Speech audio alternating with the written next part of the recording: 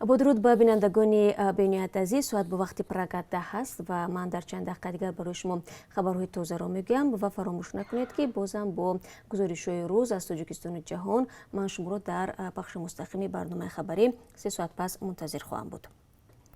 امروز سفر کوری پرزیدنت تاجیکستان به ولایت مختار کوهستانی بدخشان از نویای درواز شروع شد. دفتر مطبوعات پرزیدنت خبر می‌دهد که تا این ساعت‌ها امام رحمان در این نویه کارخانه کرون کالسیت را به استفاده داده است که در یک سال 100,000 تن سنگپاره‌های مرمری استحصال خواهد کرد.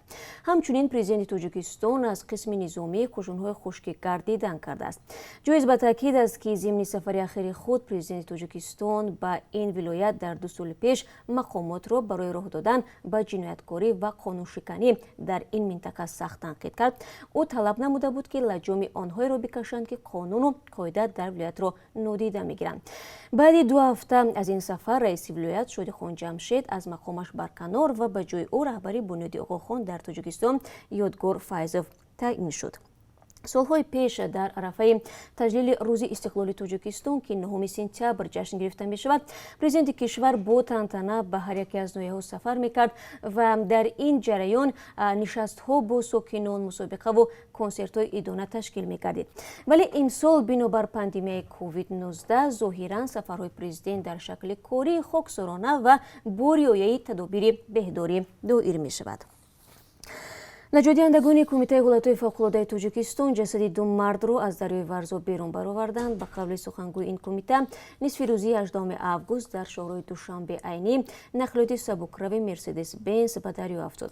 نژادیندگان در محل حادثه جسد 2 مرد را از آب به بیرون کشیده برای معاین نمودن هویتشان به مقامات پلیس بردند. حالا کارها برای بیرون کشیدن ماشین از دریا جریان دارد.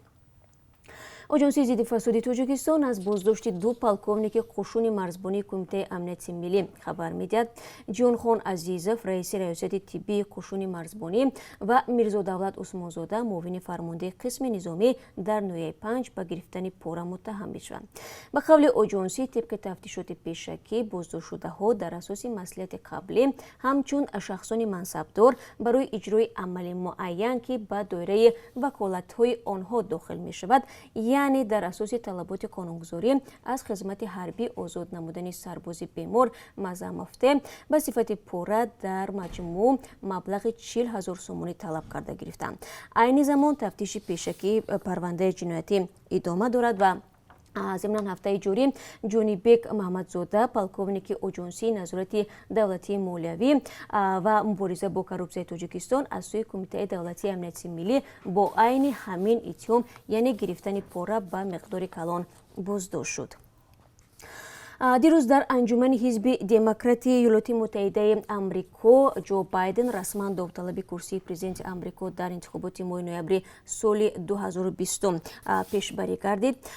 خوب باید گفت که در این معرکه سیاسی جو بایدن که در گذشته نایب پرزیدنت آمریکا بوده است، با پرزیدنت کنونی این کشور نامزد از حزب جمهوری خواه دونالد ترامپ روبرو خواهد شد.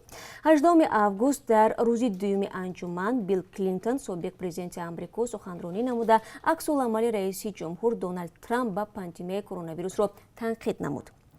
سابق کاتب دولتی آمریکا کولین پاول که خود عضو حزب جمهوری خواه می باشد، با پیام به شرکت‌داران این انجمن مراجعت نموده تاکید کرد که در انتخابات پرزیدنتی از جو بایدن دموکرات پشتیبانی میکند.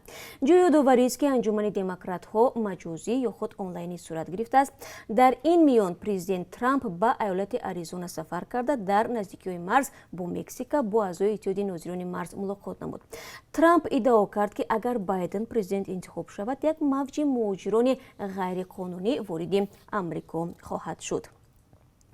امروز رهبران اتحادیه اروپا توسط خط اینترنتی یک نشست آنلاین دایر نموده وضع سیاسی در بلاروس را ارزیابی میکنند. دیروز مخالفین حکومت پرزیدنت الکساندر لوکاشنکو یک شورای هماهنگسازی برای تشکیل انتقال قدرت در این کشور تأسیس دادند. اتحادیه اروپا حوادث اخیر بلاروس را با نگرانی نظارت دارد. پرزیدنت بلاروس الکساندر لوکاشنکو طبق معلومات نهادهای انتخاباتی این کشور در آوازدهی 9 آگوست بیش از 80% آوازها را کسب کرده است. ولی мухолифин исрор меварзанд ки дар овоздиҳӣ тақаллуби густурда ҷой дошт. рӯзи 17 август раиси шӯрои Аврупо Чарлз Мишел гуфт мардуми Беларус ҳақ дорад ба таври озод ояндаи ин кишвар ва сарвари онро интихоб кунад. Мишел истифодаи зур дар муқобили эътирозгаронро ғайриқобили қабул номид. 18 август Мишел тавассути телефон бо президенти Русия Владимир Путин суҳбат кард. ӯ иброз дошт ки аз хилофкорӣ дар интихобот ва таъқиби гирдиамоиҳои мухолифини ҳукумати Беларус нигарон мебошад. Лукашенко ташкили шӯрои ҳамоҳангсозро талоши азхуд кардани қудрат дар Беларус номидааст. кормандони милиса дар шаҳри Туз ҷавонеро дастгир карданд ки ба мардумфиребӣ муттаҳам мешавад. боздошти Абдуллоҷон Мадраҳимови 29 сола дар пайи шикояти чанд нафар аз сокинони ҳамин ноҳия сурат гирифтааст. гуфта мешавад гумонбар ба ин сокинон ки наздиконашон барои содир кардани ҷиноят дар боздошт қарор доранд ваъда додааст ки барои озод кардани онҳо аз ҷавобгарии ҷиноятӣ мусоидат мекунад. ӯ гуфтааст дар мақомоти ҳифзи ҳуқуқ шиносҳои зиёд дорад. барои расидагӣ ба мушкилот Мадраҳимов дар маҷмӯъ аз сокинон 10 000 сомонӣ гирифта ин маблағро барои эҳтиҷоҷи шахсияш сарф кардааст. дар нисбати боздоштшуда парвандаи ҷиноятӣ оғоз гардидааст. ва хабаргузори Авеста менависад даромади ширкатҳои хусусии алоқа дар Тоҷикистон дар ним соли ахир наздики 7% зиёд шудааст. манба ба такя ба иттилои хадамоти алоқа менависад ширкатҳо дар ин муддат беш аз 1 миллиард сомонӣ даромад диданд ки нисбати ҳамин давраи соли гузашта 77 миллион сомонӣ бештар мебошад. дар айни замон даромади ширкати маҳаллии алоқа Тоҷик Телеком ба почтаи Тоҷик ҳудуди 20% кам гаштааст. ҳиссаи ширкатҳои хусусӣ дар бозори алоқа 94%-ро ташкил додааст. то 1 июли ҳамин сол шумораи корбарони интернет дар Тоҷикистон каме беш аз 3 миллион нафарро дар бар гирифта, истифодабарандагони алоқаи мобилӣ наздики 6 миллион нафар ҳисоб шудааст. бинандагони азиз, ин чанд хабари тозае буд ки то ин соат ба дасти ман расид.